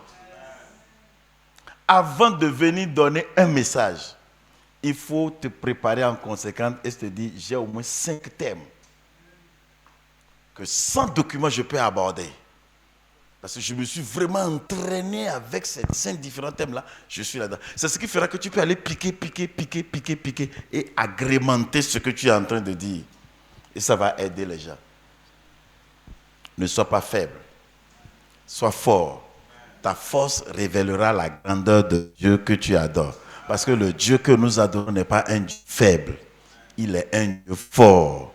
Et quiconque entrera en compétition avec toi doit pouvoir réaliser que je me suis trompé d'adversaire. Je ne peux pas me comparer à lui. Amen. C'est ce qui fera la fierté de nous tous lorsqu'on va te mettre devant nous. Lorsqu'on va te confier une responsabilité. Ce qui fera notre joie. Imaginez un peu que la commune de Yopougon nous invite, on dit la famille du Christ est invitée, et puis ces mamans, on a dit que c'est les femmes des pasteurs de Yopougon qui ont organisé la réunion à la mairie. Et puis on a dit, bon, on a entendu parler d'une église qui s'appelle la Famille du Christ. On a retenu maman pasteur pour venir nous donner la parole. Vous et moi, nous devons dire non, elle connaît toutes les technicités de comment prêcher. Elle va faire ça. Si nous arrivons tous là, et puis nous sommes habillés, nous sommes là, les fidèles de la prédicatrice, celle qui va donner la parole ici. Et puis on est allé s'asseoir. Maman pasteur prend le micro et puis tient le micro comme ça. Alléluia. Déjà, on s'est dit, yeah, maman, tu veux nous tuer. Pourquoi tu veux tenir le micro comme ça? Pourquoi tenir le micro comme ça? Puis ça marche. Il faut tenir le micro directement comme ça. Ok, ça, c'est pas encore trop grave. On va écouter. Maman commence. Et puis, fait très bien au-delà même. Imaginez comment vous allez sortir de ce temple-là. Je pense que ce jour-là même, encore bénéficier de Papa au lit. Nous allons tous sortir avec fierté et dire c'est notre maman. Ça c'est notre maman. Ceux qui nous ont choisis ne se sont pas trompés. Nous savons qui nous sommes. Mais si jamais elle n'est pas à la hauteur, on va demander aux gens, vous êtes de quelle église? C'est votre maman qui a prêché? C'était notre maman. Donc écoutez bien, personne n'est jamais mécontent de la bonne prestation de son ami, voir son pasteur ou un frère de l'église. Lorsque la prestation est vraiment à la hauteur et dépasse l'entendement, on est toujours content et fier. Et ce contentement-là, ce n'est pas avec vous seulement, c'est les portes qui sont en train de s'ouvrir comme ça. Quelqu'un va dire, j'ai entendu une dame, vous avez un programme de femmes, je vais vous recommander une dame. Je n'ai pas pris son numéro, mais je vais le trouver. Cherchez-moi l'église de la Famille du Christ, parce que c'est la femme du pasteur de l'église de la Famille du Christ. Et les portes ont commencé par s'ouvrir comme ça. C'est parce qu'elle a passé le temps dans le désert, et maintenant le temps d'aller devant Israël est arrivé et elle est prête. Que ça soit ainsi pour nous tous, au nom de Jésus-Christ. Amen. C'est la première partie de la formation que nous devons recevoir. Chacun de nous doit être conscient de là où il est et là où il veut arriver. Et payer le prix qu'il faut. Amen. On a encore quelques minutes avant les 20h30 aujourd'hui. Alléluia. Question. C'est très heureux, hein? Que Dieu soit loué. Question. Ouais, passe le micro. Que Dieu vous bénisse, papa. Amen. Ma question est la suivante, parce que tout à l'heure, vous avez posé une question. Vous avez dit que quand un frère il pose des questions au pasteur et puis le pasteur ne l'écoute pas. Voilà. Maintenant, ma question, si ce frère-là, il voit le pasteur pour que le pasteur améliore certaines choses, que le pasteur ne l'écoute pas, qu'est-ce qu'il doit faire? Je pense qu'on m'a posé cette question quand la question m'a été posée à Cotonou. Lorsqu'on remarque des faiblesses, des carences, des lacunes dans la vie du pasteur. Celui qui a vu qu'il y a des lacunes dans la vie du pasteur, certainement, parce qu'il n'y a rien de nouveau sur la terre. Hein. Ce que moi je vous dis aujourd'hui, peut-être vous n'avez jamais entendu ça. C'est aujourd'hui que vous entendez ça et puis c'est nouveau pour vous. C'est là depuis. Donc ce que toi aussi tu détiens peut-être comme information est aussi été là depuis. Donc il faut chercher de collecter les moyens qui t'ont aidé à avoir cette connaissance, soit par des livres ou par des séminaires que tu as assistés. Ramasse-les, paie le prix, va faire un don au pasteur. Parce que tu veux qu'il arrive aussi à ce niveau.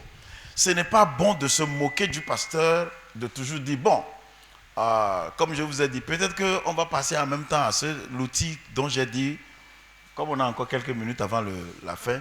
Il ne faut jamais garder quelque chose pour toi et dire que bon, c'est toujours moi, je vais garder ça et toujours l'utiliser, je serai le plus fort parmi les gens. Tu vas avoir un rendement toujours de 10%, parce que la Bible dit, 1 va pourchasser combien? Et 2, Ça ne vous dit pas quelque chose, moi? Moi, ça me dit, hein? Si on vit ensemble, normalement, ça devait être 2000, non? 1000, et puis on est allé à 10 000. Ça veut dire que toi seul, si c'est toi le talentueux, c'est toi le meilleur, ton rendement sera toujours à 10%. Mais si tu peux accepter coopérer avec moi, peut-être me compléter pour que je te complète aussi, le rendement qu'on aura sera à 100%. Donc ce n'est pas intelligent que quelqu'un puisse dire, laissez mon mari, laissez ma femme là. Elle n'a qu'à rester là, elle n'a qu'à continuer comme ça. Moi je m'en fous d'elle. L'essentiel est que je suis en train d'évoluer ton rendement, toi-même tu ne sais pas. Si tu pouvais comprendre, tu ferais mieux de coopérer avec lui. C'est dans cette coopération-là que je dis, il faut essayer de chercher les moyens, les outils, ce qui vous a aidé à arriver à ce niveau-là. Bénissez-le avec ça. Si vous le bénissez avec ça, vous voyez que c'est un paresseux. Il ne veut pas se donner de travail, il ne veut pas lire, il ne veut pas apprendre. Priez pour lui. Amen. C'est ce que je donnerai comme réponse. Amen. Oui. Ok. Continuons dans les questions. Merci Pépé pour l'enseignement. Je ne sais pas si j'ai bien compris. Toutefois, je vais quand même exprimer ma pensée. Vous avez dit dans votre enseignement, voilà, quand on connaît son identité en Christ et qu'on sait qu'on est avec Dieu, qu'on a cette assurance, on peut attaquer une armée. Autrement dit, on n'attend pas seulement les attaques pour se défendre. Et je voudrais un peu plus d'explications sur cette partie. Parce que pour moi, c'est quand l'esprit méchant se manifeste que tu sais qu'il est là. Mais s'il ne se manifeste pas, comment peux-tu savoir contre quel esprit te battre? Voilà. Je pense qu'elle n'a pas commencé avec nous, elle n'a pas lu Matthieu 17. Tu n'étais pas là hier. Non. Ok. On a quitté quelque part. Et là où on a quitté, on a vu la faiblesse des disciples par rapport à un démoniaque. Quelqu'un qui est lunatique. On n'est même plus revenu sur cette maladie-là. J'avais dit qu'on va l'étudier. Ça, c'est une maladie de lune. Il a dit que son fils est lunatique.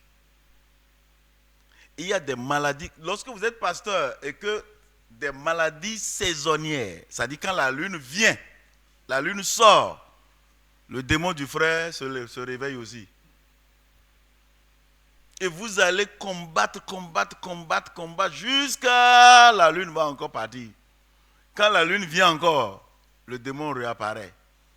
J'ai connu ça. Donc c'est un truc comme ça qui gênait le jeune homme.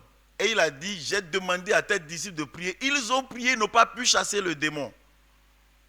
Seigneur, je te l'ai amené. Jésus dit, pendant combien de temps je vais rester avec vous? Pendant combien de temps vous allez m'écouter? Amenez-moi le garçon ici. Et on l'a amené. Et quand on a amené le garçon, automatiquement, quand il a menacé le démon est sorti. Et les disciples ont dit, Seigneur, mais pourquoi nous on n'a pas pu? Et il leur a montré, il leur a dit, ces gens de démons, on a souligné hier, si quelqu'un a un genre de démon, il ne sait pas que c'est genre de démon qu'il a.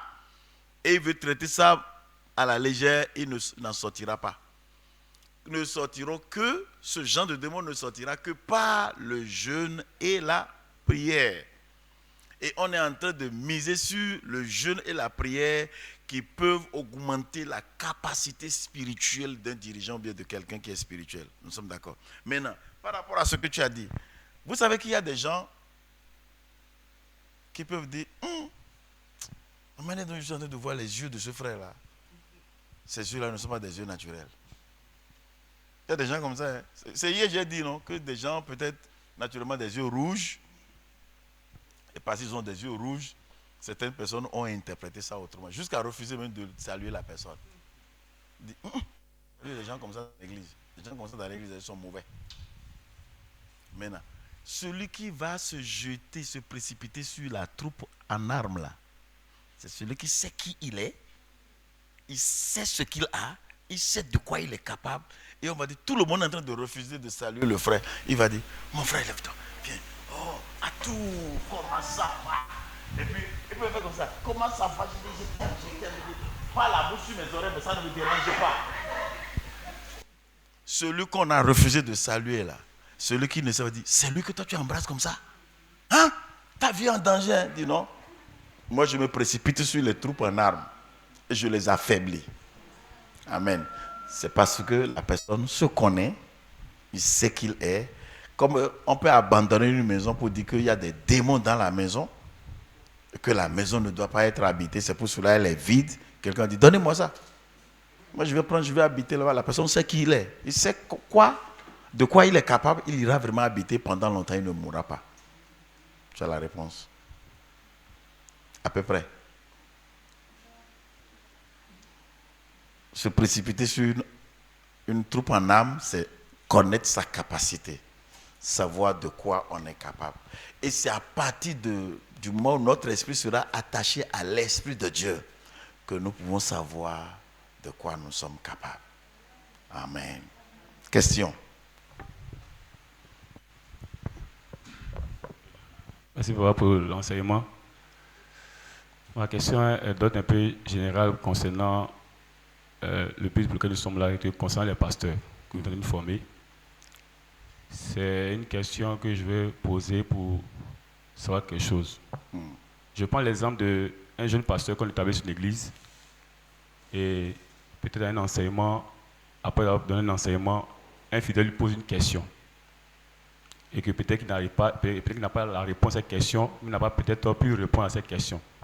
Est-ce que ce pasteur-là, en toute humilité, peut dire à ce fidèle-là de laisser le temps peut-être de faire la recherche et peut-être qu'au jour prochain, mais à la prochaine rencontre, venir apporter la réponse de la question au fidèle. Donc il voulait savoir si ça se passe comme ça, est-ce que ce pasteur est un pasteur qui n'a pas une capacité ou bien c'est un pasteur qui a une capacité? Tu as la réponse. Tu as déjà la réponse. Écoutez, nous demandons au pasteur d'être sage. Le pasteur qui est pasteur national, on peut lui poser une question et il peut ne pas avoir la réponse. Comme un pasteur qui vient de faire une étude biblique et puis on lui pose une question qui le dépasse. Ce qu'il va dire, ce n'est pas bon de s'exposer et dire, bon, en toute franchise, je vais vous dire la vérité, je ne connais pas. Les gens vont sortir, ne vont plus revenir. Je vais répondre à cette question la prochaine fois. Simple. Tout en sachant qu'avant la prochaine fois, là, il va se rabattre à ses supérieurs pour avoir toute la réponse nécessaire et puis se préparer et venir répondre. En pleine étude biblique, on lui pose une question, ce n'est pas bon de dire, bon, moi je... Vous savez que je suis jeune pasteur, non? Je ne suis pas encore arrivé. Tu es jeune pasteur, puis tu es établi pasteur sur nous. Il ne faut jamais dire ça. Il faut tout simplement dire, cette question-là, je vais revenir là-dessus la prochaine fois. Et le même jour, il faut commencer par faire des recherches sur ça pour avoir la réponse afin de... Ça peut même ne pas être une question. Ça peut être une préoccupation. Quelqu'un se présente devant le pasteur et dit, pasteur, j'ai un problème. Et le pasteur dit, lequel? Et la femme dit, bon, mon mari et moi, on a eu des problèmes. Il m'a dit de sortir, je suis sorti. Bon, il y a un monsieur qui m'a dragué. Je me suis laissé au monsieur. Le monsieur m'a enceinté. Maintenant, mon mari revient pour dire de revenir à la maison. Alors que je détiens déjà la grossesse de quelqu'un. Donc, comment je vais faire? Le pasteur dit, ça là. Parce qu'il a peur. Est-ce qu'il faut dire à la soeur? Parce que comme ce n'est pas la grossesse, est-ce qu'il va conseiller la femme d'avorter? Ou bien d'annoncer à son mari que pendant le temps où il y avait de mésentente là, tombée enceinte pour quelqu'un d'autre, est-ce que ça l'accepter? Non, maintenant il s'est rabattu sur les supérieurs, m'a appelé pour me dire, parce que voilà une situation comme ça, comment faut-il répondre? Et nous on a donné la réponse au pasteur. Pasteur, tu vas t'impliquer dans cette affaire. C'est toi qui iras voir le monsieur et parler au monsieur en présence de la dame. Et ils se sont compris. Amen. Donc, ça peut arriver. Si ça arrive avec sagesse, il faut mettre ça en réserve pour revenir là-dessus et répondre après. Amen. Ouais. Merci, papa. Vraiment, dans le même sens? Ok, une question. Allez-y. Ce moment d'enseignement m'a fait du bien personnellement.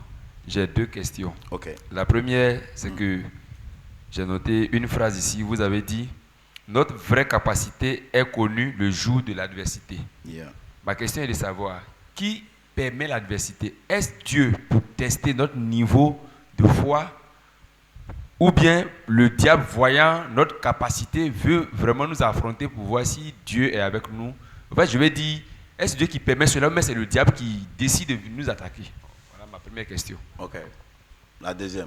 Ou bien de répondre en même temps. Bon, je peux donner les deux. La deuxième, vous dites développer notre capacité d'écoute et d'interrogation. Mais vous n'avez pas, bon, je ne sais pas si je n'ai pas bien cerné, mais comment développer les capacités d'écoute et d'interrogation? Ok. La première. D'abord, on nous a bien averti que nous avons comme ennemi le diable, qui nous guette. Satan suivait, qui va somnoler un peu, qui va s'oublier un peu. Parce que la Bible dit, il cherche qui dévorer. Ça veut dire que nous ne sommes pas tous exposés à Satan. C'est ceux qui vont s'oublier un peu qui vont devenir la proie du diable. Nous sommes d'accord? Ça, c'est un fait qui est là. Maintenant, j'ai aussi dit, Dieu permettra à Satan, quand il sera en train de former, de fabriquer une arme contre nous, à cause de notre faiblesse, le moment même où nous serons victimes de ça, parce que Dieu a vu, mais si déjà préalablement, on avait déjà consacré notre vie à Dieu, Dieu sait que ce garçon-là s'est vraiment abandonné à moi, Dieu va enlever le goût qui nous a rendus faibles, et puis dans tout ce que Satan fera, on ne tombera pas dans son piège et il va confondre le diable. Donc ça peut venir des deux. Et ça, je dis au pasteur, lorsque Dieu veut élever votre niveau, il peut aller susciter quelqu'un de nulle part qui va venir dans l'église. C'est Dieu qui veut élever votre niveau. Hein? Il connaît celui qui l'a amené là. La personne est 3 fois plus intelligente que vous. Et vous vous hasardez de lui confier un message un mercredi, soit bien vendredi, de faire l'exhortation. Il fait l'exhortation, toute l'église dit « Wow, ouais !» Et puis vous vous regardez, « Le garçon là me dépasse !» Il ne faut pas le contre, il ne faut pas l'attaquer. Il faut l'aimer, tout en comprenant que Dieu est en train de vouloir faire quelque chose. Sinon, la plupart du temps, on essaie d'étouffer quelqu'un comme ça, là, pour dire « Ne lui donnez plus le micro !» Parce que quand il donne le micro, là, toute l'église est debout. On a qu'à... C'est Dieu qui veut que tu réalises ton niveau. Ton niveau est faible. Et tu ne le savais pas. Il envoie quelqu'un très fort qui va rendre ministère. Et puis toi, tu vas regarder et dire, en réalité, le garçon, il est percutant. Hein. Il est trop fort. Comment il est arrivé? Rapproche-toi de lui avec humilité, demande-lui ses secrets. Parce qu'on vient de dire que rien n'est nouveau. Il a entendu ça quelque part. Toi, tu n'as pas encore entendu ça. Maintenant que tu as... Et il a entendu. Imaginez que ce qu'on est en train de faire là, mettons ça sur 3 mois. Chaque semaine, 3 jours. Chaque semaine, 3 jours. Chaque semaine, 3 jours sur 3 mois. Quand on va finir là, il y aura des gens parmi peut-être qui vont dire, j'ai déjà magasiné, il faut qu'on me donne l'occasion de vomir. J'ai trop mangé. Donc ça peut venir de Dieu comme ça peut venir du diable. Mais si ça vient de l'initiative du diable et que Dieu laisse Satan venir, c'est parce qu'il veut. Il sait que tu ne seras pas victime. Mais il veut te réveiller dans quelque chose. Ça, c'est la première réponse à la première question. La deuxième question, tu as dit... Comment développer notre capacité d'écoute et d'interrogation? Voilà. Vous savez, certaines personnes, ce qui est très mauvais pour les responsables, très, très mauvais, et chaque responsable, chaque pasteur doit être vigilant. Lorsqu'on constate que le pasteur, quand on lui parle, il n'est jamais patient pour écouter tout avant de se jeter et commencer par prendre. Vous savez qu'il y a des gens comme ça. À peine vous commencez par vouloir lui dire quelque chose, vous n'avez même pas fini d'étaler tout, mais il se jette déjà. Il n'a pas une forte capacité d'écoute. Il n'a pas cette patience-là.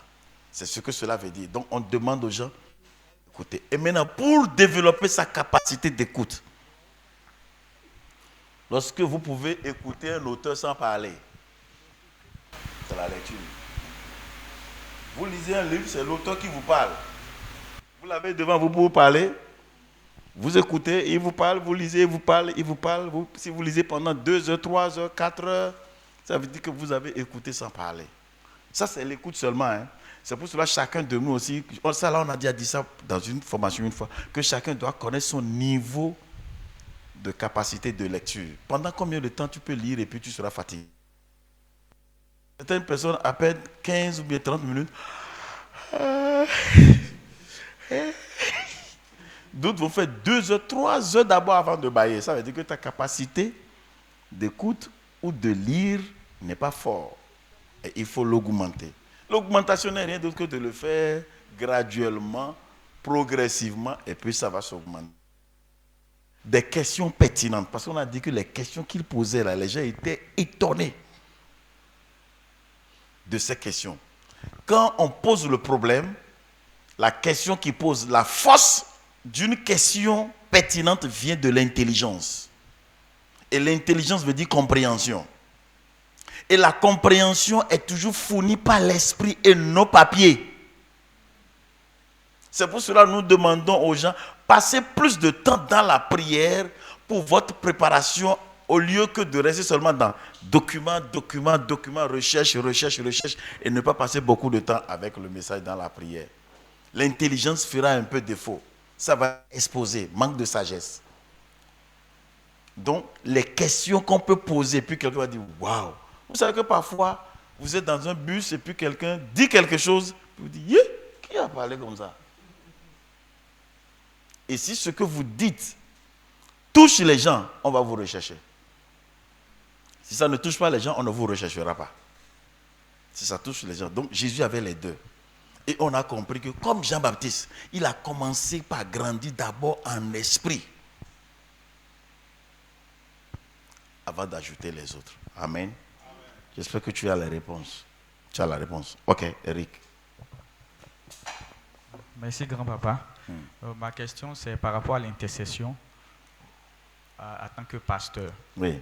Alors, bon, si on veut intercéder, comme on est en train de parler de prier en langue, alors moi, je me dis que bon, la question, c'est comment intercéder en même temps avec la partie de prier en langue. Parce que si c'est la prière personnelle, on s'édifie.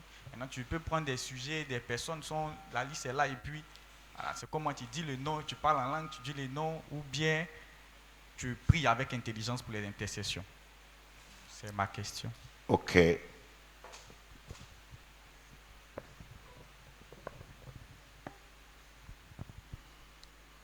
Ça, c'est pratique. D'abord, un pasteur qui se retrouve dans une église, une grande église, ou une petite église, la toute première des choses qu'il doit faire, c'est de mémoriser le nom et prénom des personnes clés de l'église. Ce n'est pas bon de revenir vers le diacre et puis, diacre, rappelle-moi ton prénom.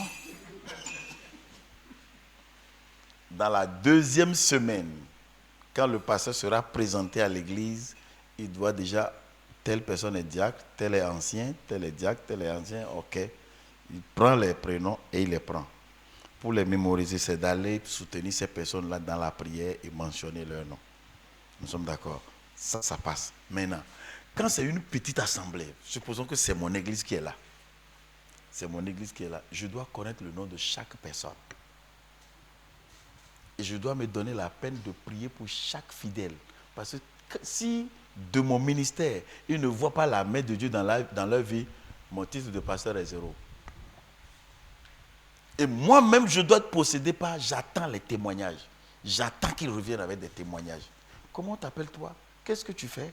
Moi, je m'appelle Alexandre, voilà ce que je fais. Et quels sont tes projets? Mes projets, voilà. D'accord, le pasteur prend ça.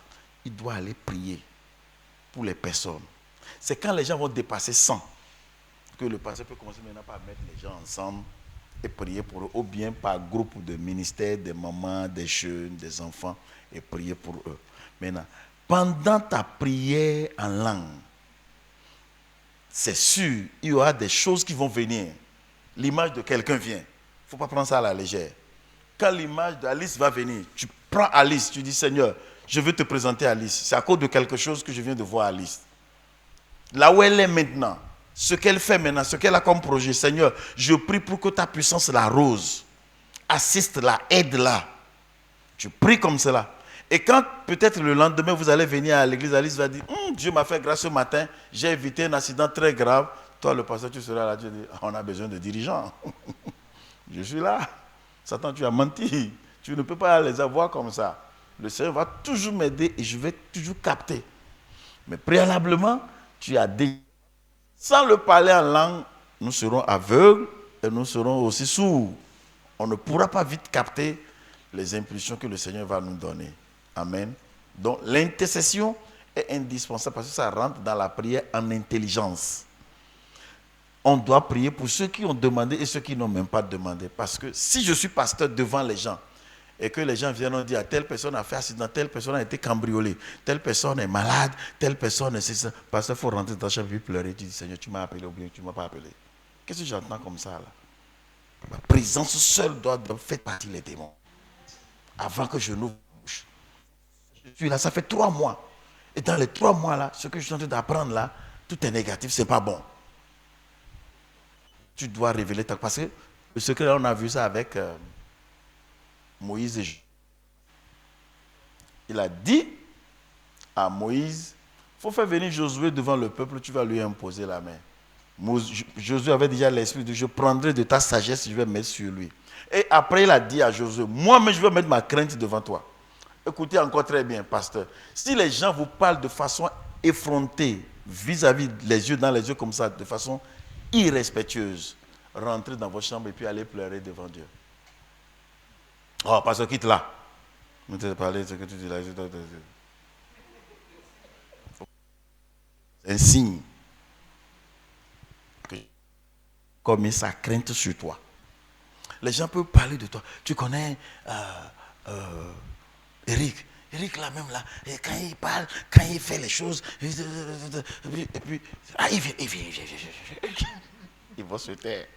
Quand ils vont trouver Eric même, moi qui suis en train de parler d'Eric, il me voit en train de parler avec respect. Il dit, oh, c'est toi qui me parlais de lui là. Ça veut dire, en le voyant en personne là, ce qui est sur son visage ne peut plus lui permettre de lui parler contre lui n'importe comment. Mais si les gens vous voient dans les yeux, on se dit, parce que je ne suis pas d'accord avec ce que tu es en train de dire, tu vas faire quoi? Il faut rentrer dans la chambre. Savoir qu'il y a quelque chose qui fait défaut. Il a dit qu'il va mettre sa crainte sur Josué. Et le peuple va l'écouter et lui obéir. Si cette crainte-là fait défaut, il ne faut pas aller te plaindre quelque part. Il ne faut même pas appeler le responsable pour dire, pasteur, viens, tu m'as établi ici, mais les gens ne me respectent pas. Le pasteur ne pourra pas rétablir ça. Il faut aller vers Dieu et dire, tu m'as appelé ou bien tu ne m'as pas appelé. Parce que quand il appelle quelqu'un, la première des choses, il donne un message.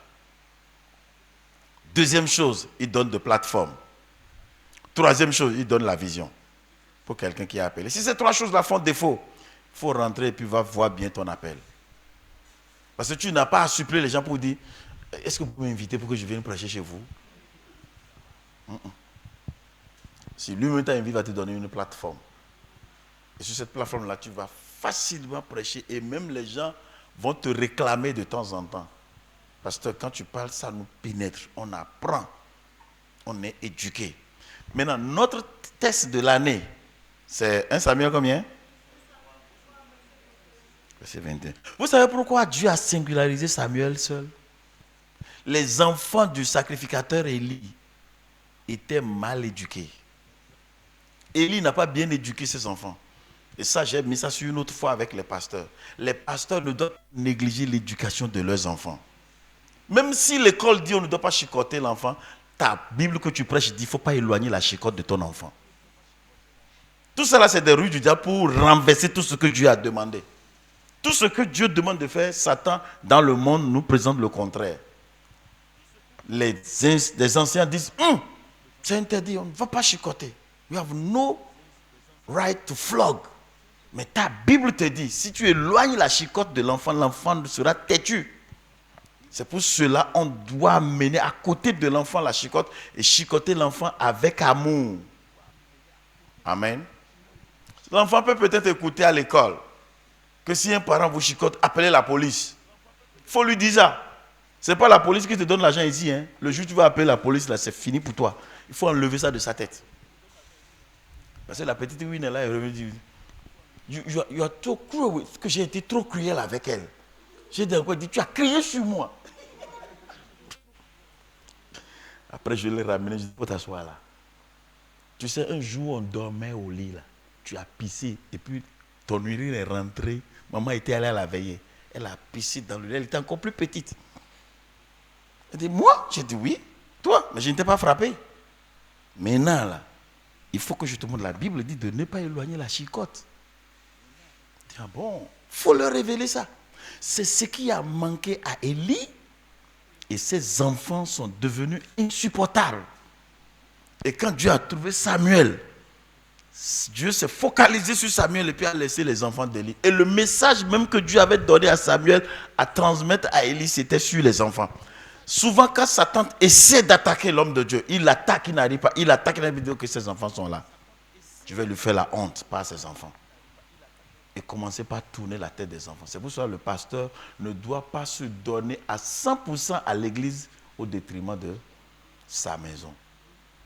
Sa maison. Si tu es femme pasteur, ton mari, si tu es pasteur homme, ta femme, tes enfants doivent être les premiers fidèles à qui tu dois inculquer ce que tu enseignes aux gens à l'église. Et il doit pouvoir l'appliquer. S'il ne l'applique pas, ça doit te donner de l'insomnie. Seigneur, cette première église qui est ma famille ne doit pas être une église ratée. Au secours, viens m'aider à les éduquer. Parce qu'il y a des pasteurs où les enfants sont n'importe quoi. Les fidèles les regardent et disent, les enfants du pasteur, c'est de n'importe quoi. Vous pouvez imaginer, on vient à l'église, on dit une moto est perdue au dehors. Qui a volé la moto? Le pasteur dit, on n'a qu'à jeûner, prier. Dieu va révéler, Dieu va exposer le voleur. Dieu voulant exposer le voleur, le fils aîné du pasteur. Vous voyez comment ça fait honte? Ça fait vraiment très honte. Donc notre texte là, que nous avons cette année, l'année de la révélation, c'est parce que Dieu a refusé de se révéler aux enfants de Élie qu'il allait directement vers Samuel. Ils n'étaient pas les seuls. Amen. J'ai répondu à la toute dernière question qui m'a été posée. Qui a posé la question? Ah, ok. On continue si éventuellement il y a encore des questions. Papa, je te remercie. C'est une préoccupation et puis une analyse. Et dans ton développement, moi j'ai noté ici, nous devons connaître ou savoir en quoi je suis fort, en quoi je suis faible. Ouais. Par moment, je prends moi mon exemple. Souvent, quand je lis la Bible, c'est pas parce que je me sens triste, mais j'ai l'impression que j'ai un peu peur. C'est comme si... Que tu as un peu peur. Que j'ai un peu peur. Quand tu lis la Bible. Quand je lis la Bible, quand j'ai fini de lire, c'est comme si c'était un miroir. Dans le miroir, je me voyais comme si j'étais vraiment sale. Donc, je voulais savoir, c'est dû à quoi? Oui, la Bible est un miroir. La Bible est véritablement un miroir. Je pense que je peux te retrouver le verset. Et que ce n'est pas intelligent mirer et voir quelque chose sur son visage et faire comme si on n'a rien vu. Il faut l'enlever. Quand la parole de Dieu sort, ça peut te toucher, ça peut toucher un comportement en toi. Tout ce que Dieu attend de te dire, ne remets pas ça à demain. En même temps, là, prends la décision de ne plus faire ça. Et quand tu prends la décision de ne plus faire, qu'est-ce que Dieu fait? Dieu envoie son esprit pour venir soutenir, parce que le Saint-Esprit, c'est lui qui convainc. Donc pendant que tu es en train d'écouter, et pendant que tu t'es rendu compte qu'il y a quelque chose dans ma vie, et maintenant la décision ne viendra pas du Saint-Esprit, c'est toi qui prends la décision, je vais laisser telle chose. Cette manière de faire là, je ne vais plus faire ça. Écoutez très bien. La vie de consécration est la base de tout avec Dieu. Lorsque Dieu constate que, à cause de moi, tu as refusé de faire certaines choses, parce que moi, l'Éternel Dieu, j'ai interdit ça à mon peuple, la porte de Dieu commence par s'ouvrir pour toi. Mais lorsque tu sais très bien que ça là, Dieu a refusé, puis tu dis, mais on va faire comment? Je vais juste faire ça aujourd'hui. Dieu va te noter et dire, toi tu es quelqu'un sur qui je ne peux pas compter. Je ne peux pas te confier de grand chose, tu vas me faire honte un jour. Donc lorsque la parole sort et que ça te touche, comme exemple, il est interdit à un chrétien mari de crier sur sa femme, voire lever la main sur sa femme. Si quelqu'un crie sur sa femme, la personne n'est pas un chrétien, un homme chrétien. Et si jamais le pasteur vient Et puis son message va dans ce sens-là. Il ne faut jamais dire, pasteur, tu ne connais pas moi, ma femme. Ma femme et l'autre, elle est démon. Si je ne la frappe pas, elle ne peut pas écouter. Si tu réagis comme ça, Dieu va dire, donc toi, tu ne veux pas te soumettre à ma parole. Et tous ceux qui ne veulent se soumettre plutôt à ma parole sont des rebelles. Et les rebelles n'ont pas de place avec moi. C'est moi-même, je les combats. Là, la porte de Dieu est fermée. Donc, quand vous lisez la parole et que vous vous rendez compte que telle chose me touche, ou bien on vous annonce la parole, ça vous touche, n'attendez même pas les minutes qui vont suivre avant de prendre votre décision. Je laisse. Je vais cesser. Et quand vous allez dire je vais cesser, il y aura forcément une force surnaturelle qui va venir prendre la place là en même temps. Ça ne restera jamais vide. La force surnaturelle va venir. Et quand vous allez vous retrouver devant la situation, vous allez voir que vous aurez la capacité de dire, bon, ce qui m'énervait avant là, ça ne m'énerve plus. Pourquoi ça ne t'énerve? C'est parce que Dieu a remplacé ça par son esprit. Amen. Donc c'est la réponse. La suivante. C'était la seule? Ok. Merci beaucoup. L'année passée, c'est dans mon songe, et puis Dieu m'a donné un passage biblique qui est clair. Éphésiens 1, 18. Bon, maintenant, depuis là, je me demande, je dis, bon, ce passage-là, c'est pourquoi? Maintenant que vous êtes venu dessus, là, bon, je ne sais pas si c'est sur ça, il doit m'appuyer pour marcher. Bon, voilà. Éphésiens 1, 18, on a lu bien 6, 1. Non, c'est ce que le Seigneur... C'est ça qui est là. Et qu'il illumine les yeux de vos cœurs pour que vous sachiez quelle est l'espérance qui s'attache à son appel, quelle est la richesse et la gloire de son héritage qu'il réserve aux saints. Ça, c'est Paul qui est en train de prier à l'église d'Éphèse. Voilà. Comment André, dans mon songe... C'est le verset qui t'a été donné. Voilà. Ok. Maintenant, je n'arrive pas à comprendre. Oui. On peut prendre ce verset dans deux sens. Dans le sens de celui qui est en train d'appliquer le verset et ceux à qui le verset sera appliqué. Ici, c'est Paul qui parle. Il s'est mis à la place d'un responsable qui dit, Dieu, ces personnes-là se sont converties, illumine les yeux. Aide-les à comprendre ce qu'ils sont venus faire ici. L'espérance qui s'attache à l'appel que tu leur as adressé. Donc, il y a la position de Paul qu'on peut qualifier de la position de Dieu. Maintenant, les personnes pour qui Paul est en train de faire la prière, les Éphésiens. Nous sommes d'accord? Donc, en faisant cette prière, il attend que les gens commencent par voir clair sur les choses de Dieu. Est-ce que tu comprends? Quelqu'un qui vient à l'église, on dit, on va jeûner, prier demain. Et puis lui dit, moi je ne peux pas jeûner. Ce que le pasteur a dit là, c'est pour lui seulement. Quand Paul va entendre dire, il faut que Dieu illumine tes yeux. Tu ne sais pas ce qu'il y a dans le jeûne. Si tu savais toi-même, tu serais le premier. Alors que tu as une sorte de démon en toi. Ce n'est pas un démon ordinaire que toi tu as. Tu as un démon qui est particulier, qui est têtu. Parce que ce genre de démon dont parle Jésus là, c'est le démon têtu. Le démon qui part et qui ne peut pas pour partir, il part pour revenir. Et il a dit, c'est pas le jeûne. Malheureusement, on dit, on va faire le jeûne. Et c'est le premier pour dire que toi, vraiment, avec ton gamin là, tu ne peux pas laisser ça, que tu dois toujours manger. Donc, Paul dit que Dieu leur illumine, que Dieu leur ouvre les yeux. Maintenant, nous sommes à la formation des pasteurs. Ça veut dire que nous pouvons aussi nous mettre à la place de Paul et faire la même prière pour le peuple. Dieu, en donnant ce verset, peut-être t'appelle à faire la même prière comme Paul est en train de le faire au peuple, aux gens qui sont devant toi. Ça peut ne pas être toi-même, mais les gens qui sont devant toi, mais qui n'arrivent pas à comprendre, ou bien sont lents dans la compréhension des choses, ils t'appellent à te mettre à la brèche comme sentinelle, afin de pouvoir intercéder pour ces personnes-là. C'est clair? Voilà. C'est pour cela, en tant que pasteur, lorsque vous lisez la Bible et que vous tombez sur un passage où Jésus dit en vérité, arrêtez-vous. Chaque fois que vous allez voir en vérité, ça veut dire il est en train de mettre l'accent sur ça. Et quand nous parlons de croissance même, il y a une idée, voilà les raisons pour lesquelles on doit prier pour le pasteur un dimanche avant de venir s'asseoir devant lui. Je devrais partager une idée avec vous qui m'a échappé.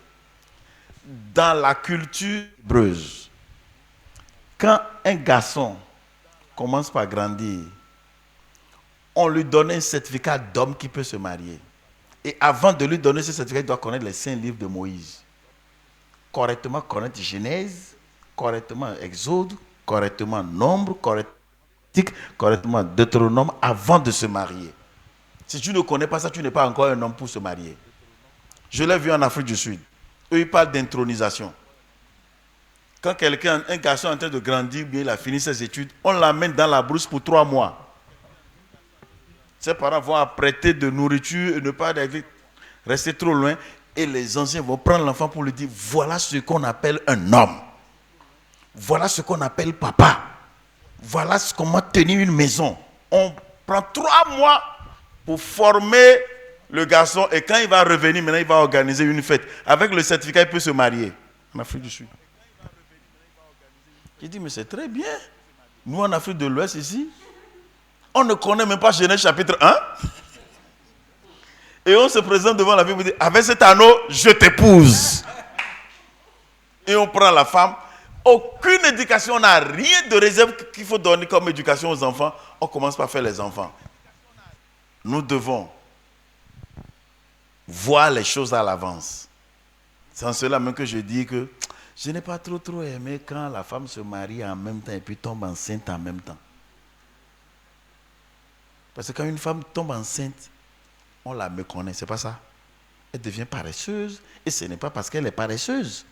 C'est à cause de la grossesse. Maintenant, le monsieur n'a pas encore fini de te découvrir et puis une autre personne arrive. Il dit, mais c'est comme ça que toi tu es. Elle n'est pas comme ça. C'est la grossesse qui est en train de faire ça. C'est pour cela qu'il faut de temps pour que le monsieur dise, je connais ma femme. Si elle dort comme ça aujourd'hui, là, ce n'est pas comme ça qu'elle dormait. Mais si c'est au début de la relation, ça commence à me dire, c'est comme ça que toi tu dors. Je me réveille, je te laisse même au lit, je sors. Et toi tu es toujours dans le lit en train de dormir. Ce n'est pas elle. Vous voyez, non? Donc normalement, nous devons même, moi ça m'a réveillé, j'ai dit c'est ça, il faut que nous ayons un programme bien calé pour les jeunes qui veulent se marier. Si tu ne connais pas ça, tu ne vas pas te marier. Parce que tu dois pouvoir éduquer ta femme, ta famille, tes enfants. Toi, tu n'as rien. Tu n'es pas équipé. D'ailleurs, c'est la deuxième partie de notre formation que nous allons démarrer certainement demain. Il faut être équipé pour pouvoir équiper les fidèles en vue de l'œuvre du ministère. Éphésiens 4, 11. Il a appelé certains pasteurs, apôtres, évangélistes, prophètes, en vue de quoi? De l'œuvre du ministère. Tu peux nous afficher ça? Éphésiens 4, verset 11. Il a donné les uns comme apôtres, les autres comme prophètes. J'ai déjà expliqué. Apôtre ici ne veut pas dire le patron. Parce que les gens pensent que comme ils sont responsables d'église et qu'ils sont pasteurs, non, ce n'est pas encore le dernier grade. Il faut qu'ils soient encore plus gradés. Ils vont devenir apôtres. Et certains s'autoproclament même apôtres. Je vous ai déjà dit, si quelqu'un dit qu'il est pasteur, demandez-lui qui t'a consacré pasteur. Qui t'a consacré docteur? J'apprends maintenant que tu es devenu apôtre. Comment tu es devenu apôtre? Si tu te dis, bon écoute, comme je suis responsable de l'église, je dois porter le nom d'apôtre. Il faut t'éloigner de celui-là. Là. C'est un grand ignorant. Regardez, il les a donnés comme évangélistes, les autres comme pasteurs, docteurs. On continue? Pour le perfectionnement des saints. Le perfectionnement, c'est ça notre équipement là. On a donné ces différents dons à des personnes pour qu'ils perfectionnent l'église, les fidèles. Maintenant, si celui qui a reçu le don de pasteur lui-même n'est pas perfectionné, il ne pourra pas le faire. Et quand il va le faire aux fidèles, le résultat c'est en vue de l'œuvre du ministère. Et nous allons finir par l'œuvre du ministère. Tous les fidèles, nous devons mettre dans leur tête que Jésus attend que vous accomplissiez le ministère dans votre marché, dans votre service. Donc, l'image même que Jésus attend de l'église, c'est une église apostolique. Ça ne doit pas être une église qui va dépendre du pasteur. On doit les former pour qu'ils puissent faire le ministère. Partout, ils vont se retrouver. Il ne faut pas qu'il y ait le ministère et qu'ils aillent appeler le pasteur. Le temps d'aller appeler le pasteur, peut-être que la personne va mourir. Donc on doit révéler à l'église, c'est ce que Dieu veut de nous.